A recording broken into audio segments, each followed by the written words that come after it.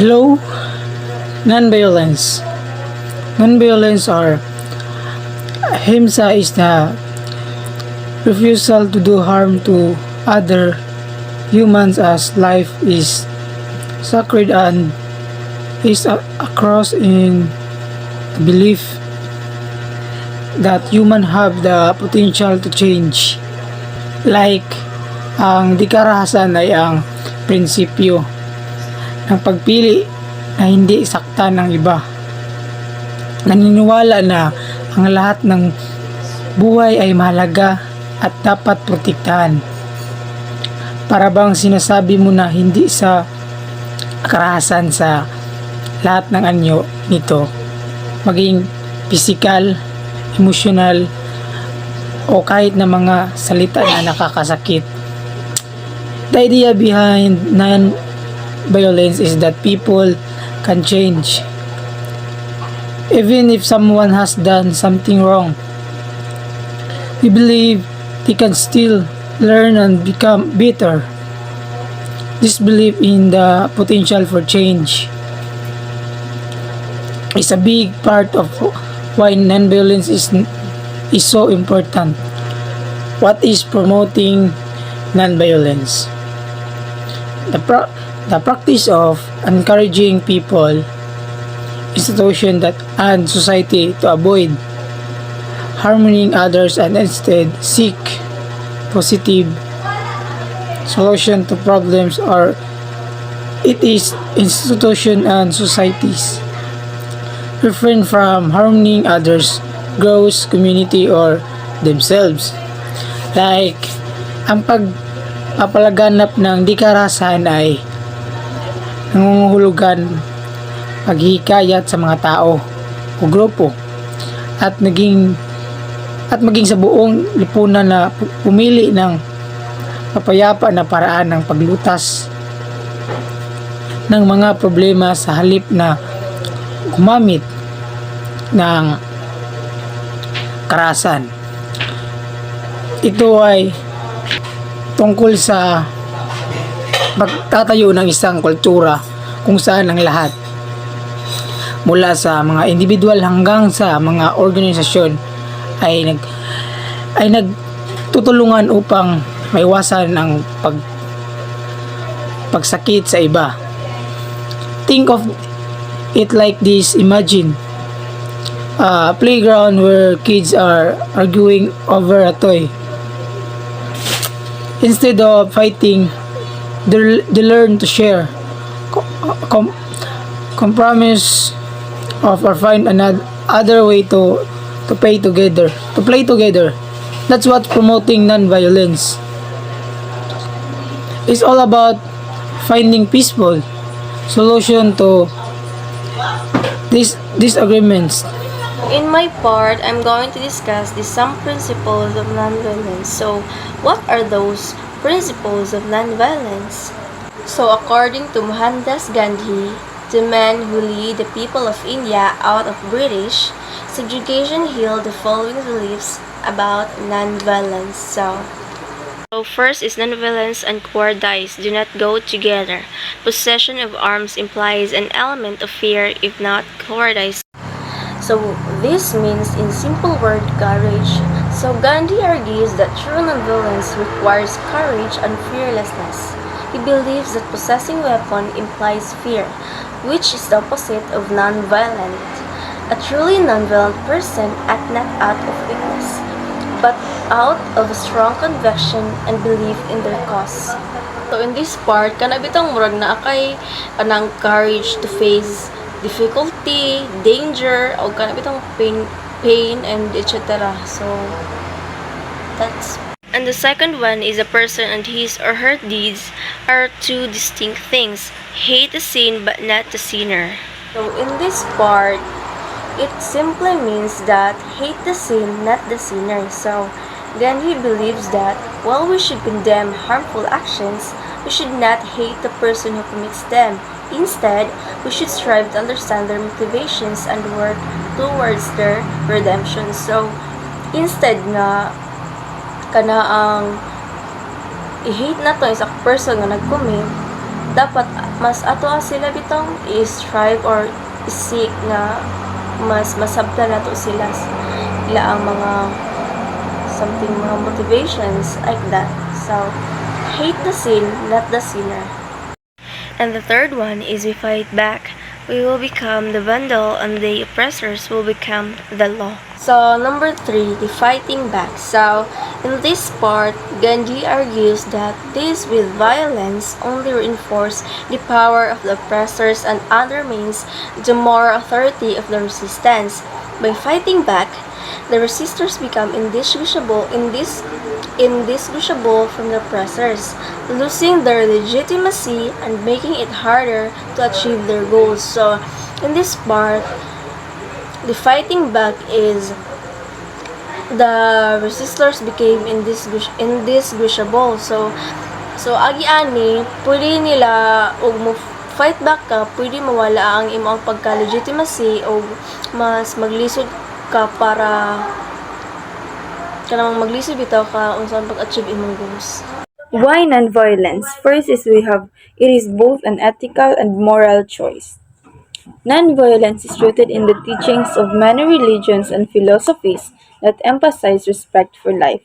Jainism, for example, teaches that one should neither kill nor support killing, while Taoism warns against the use of weapons, calling them instruments of evil.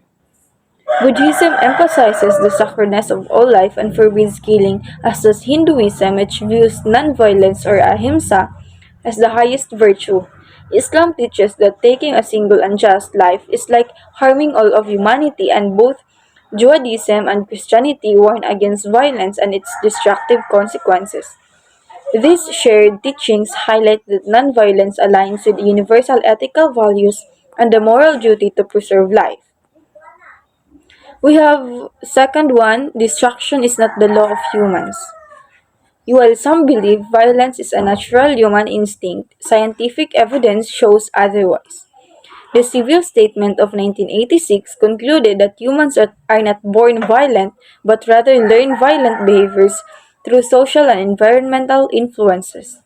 This means aggression is not hardwired in our genes or brains and can be unlearned.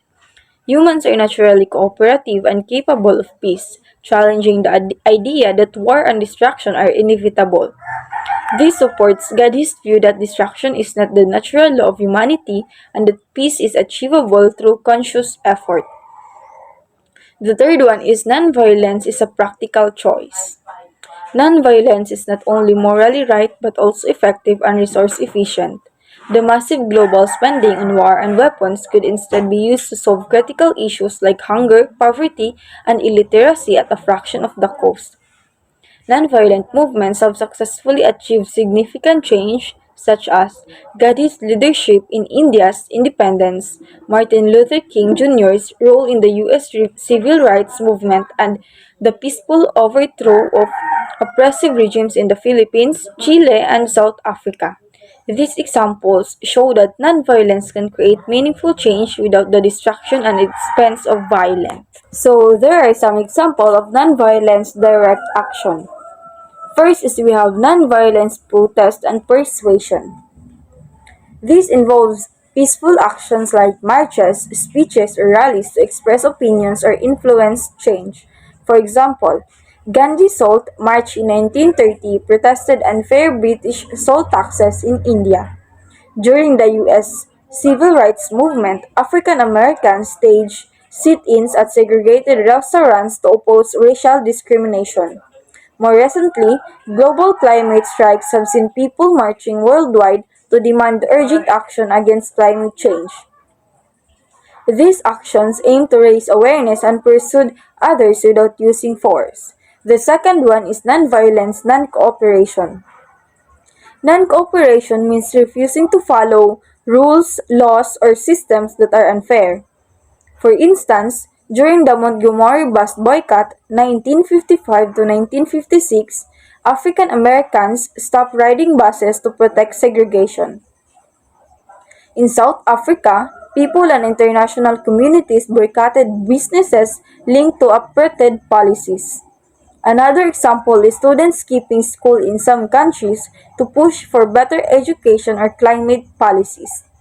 Non-cooperation works by withdrawing support from system of injustice. And the last one is non-violence intervention. Intervention involves directly stepping into a situation to stop or change something peacefully. For example, during the freedom rides in 1961, civil rights activists rode buses into segregated areas to challenge discriminatory laws. Protesters often form human chains or block construction projects to stop environmental harm, such as deforestation or pipelines.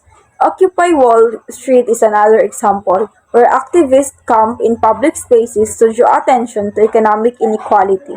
This action interrupts harmful practices in a peaceful way to create change. What are the goals of nonviolent action? There are four goals of nonviolent action. First, dramatize injustice. Second, create tension. Third, liberate victims. And lastly, gain community support. Dramatize injustice. Highlight issues of injustice to pressure adversary to confront them. By bringing attention to specific injustices, nonviolent action aims to make the public and decision makers aware of the severity of the situation, prompting them to acknowledge and address this issue. Example: during the Birmingham campaign in 1963, civil rights activists organized peaceful protests and sit-ins in Birmingham, Alabama. The stark images of peaceful demonstrators facing aggressive police tactics, such as fire, hoses, and dogs, were broadcast nationwide, shocking the public and forcing the government to confront the realities of racial segregation. Goal number two: create tension. Generate crises that prompt negotiation and dialogue. By creating a situation of tension, nonviolent action seeks to disrupt the status and compel those in power to engage in meaningful discussions about the grievances being raised. Example: Salt March in 1930, led by Mahatma Gandhi, was a pivotal act of civil disobedience against British salt laws in India. By marching to the sea to make salt, Gandhi created a crisis that drew widespread attention and forced the British government to negotiate with Indian leaders, ultimately advancing the cause of Indian independence. Goal number three: liberate victims. Empower individuals to break free from silence, helplessness.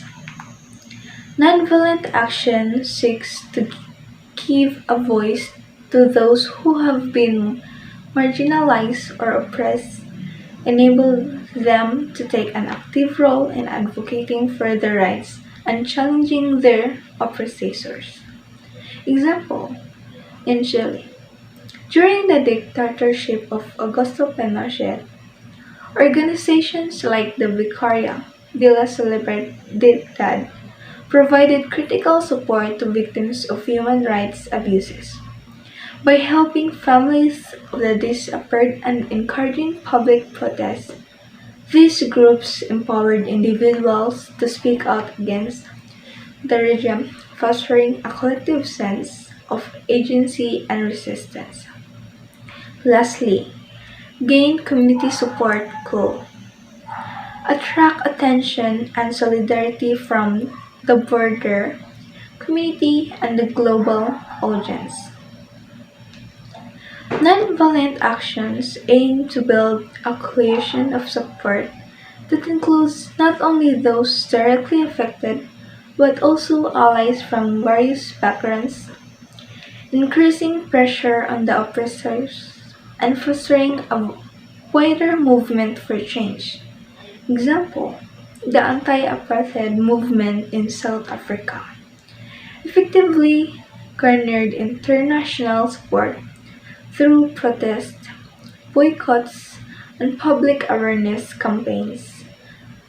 Activists and organizations such as African National Congress (ANC) mobilized global solidarity leading to economic sanctions and diplomatic pressure on the South African government, which ultimately contributed to the end of apartheid and the election of Nelson Mandela as president in 1994.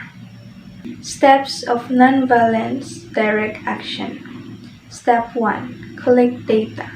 This step involves gathering comprehensive information to confirm the existence of injustice. Through research helps build a strong foundation for the movement. Example: in the Philippines, investigative journalism played a crucial role in the ousting of President Joseph Estrada. Reports and photographs published by the Philippine Center for Investigative Journalism highlighted Estrada's corruption, including his extravagant mansions and illicit wealth. This data provided concrete evidence of injustice and mobilized public sentiments against him. Step 2. Raise consciousness. Once data is collected, the next step is to educate both victims and the broader community about the injustices. Raising awareness empowers individuals and fosters empathy. Example: during the civil rights movement in the United States, organizations conducted workshops and seminars to educate African Americans about their rights and the systemic racism they face. Campaigns like the Freedom Rides aim to raise awareness about segregated bus terminals, bringing national attention to civil rights issues, and garnering support from allies across country. Step 3. Organize constituents and build coalitions. After raising awareness, the focus shifts for organizing individuals into groups and forming coalitions to strengthen the movement. This collective effective enhances effectiveness and outreach. Example: in South Africa, the formation of the United Democratic Front (UDF) in 1983 united various anti-apartheid organizations. This coalition brought together labor unions, student groups, and civic organizations. Their collective voice and resources in the struggle against apartheid. The UDF played a vital role in mobilizing protests and influencing public opinion. Last step: employ nonviolent methods. The final step involves implementing diverse nonviolent tactics to confront injustices and demand change. Creativity and strategic planning are essential to engage the public and apply pressure. Example: in Chile, during the dictatorship of Augusto Pinochet, civil society groups created infomercials to campaign for a no vote in the 1988 that would determine Pinochet's continuation in the power. These media campaigns effectively raised awareness and mobilize public sentiment against the regime, ultimately leading to a successful vote for democracy. Some examples of nonviolent direct action. Banners and posters are essential tools in nonviolent direct action, serving several important functions. Messaging: they convey clear and powerful slogans that communicate the movement's demands and include visual symbols that enhance relatability. Awareness raising: educational content in posters informs the public about social issues and connects current struggles to historical context. 3.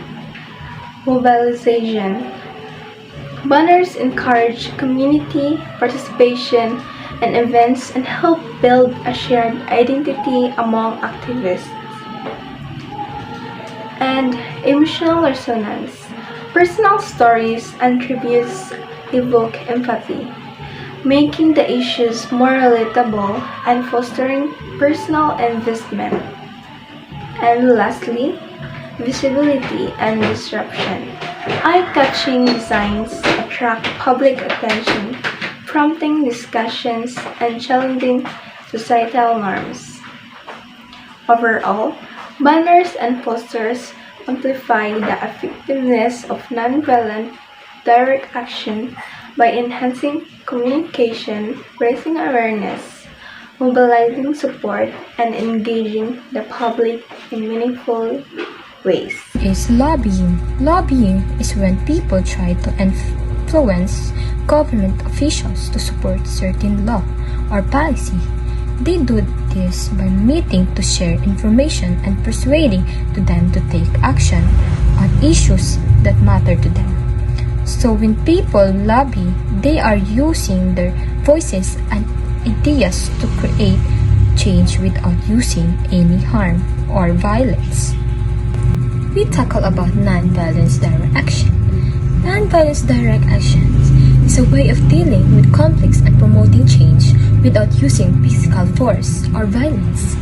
Instead of fighting, people who practice nonviolent use peaceful methods like protests, marches, discussions, and acts of kindness to express their beliefs or demand justice. The goal is to create change while showing respect for all people, even those with different opinions. This approach can help building understanding and find solutions without causing any harm of the people who protest. Therefore, end goal of nonviolent struggles is a change. First is conversion. Conversion is refers to as changing someone's beliefs or attitude about a certain issue or situation. It is involved persuading them to see things from a different perspectives and embrace values like peace, justice, or equality. Example of conversion is imagine is a community fighting against unfair treatment. Instead of using violence to demand change, they organize peaceful protests and share stories. Their goal is to convert the hearts and minds of a people in a certain situation. The second is accommodation. Accommodation is the context of nonviolent struggles refers to a situation where two opposite sides reach an agreement or compromise after a period of conflict or disagreement. The third is nonviolence coercion. Nonviolence coercion is a strategy used in social movements where people apply pressure to bring about change without using violence. Instead of fighting or using force, they use methods like protests to reveal injustice and persuade authorities to change their behavior. For example, imagine a community that wants to change a law they believe is unfair. Instead of resorting to violence, they might organize peaceful protests to raise awareness or encourage people not to buy certain products until the law is changed. That is non-violence coercion. And the last is disintegration. Disintegration is a context of a non-violent struggles for a change. Refers to the structures that oppose injustice or oppression. In simple terms, it when the power or control of unjust system that starts fall apart. Because people are actively resisting in a peaceful ways. Overall, the main goal of non-violent struggles is to bring about positive change without using violence. It seeks to create understanding, build support, and encourage people to work together for a better future.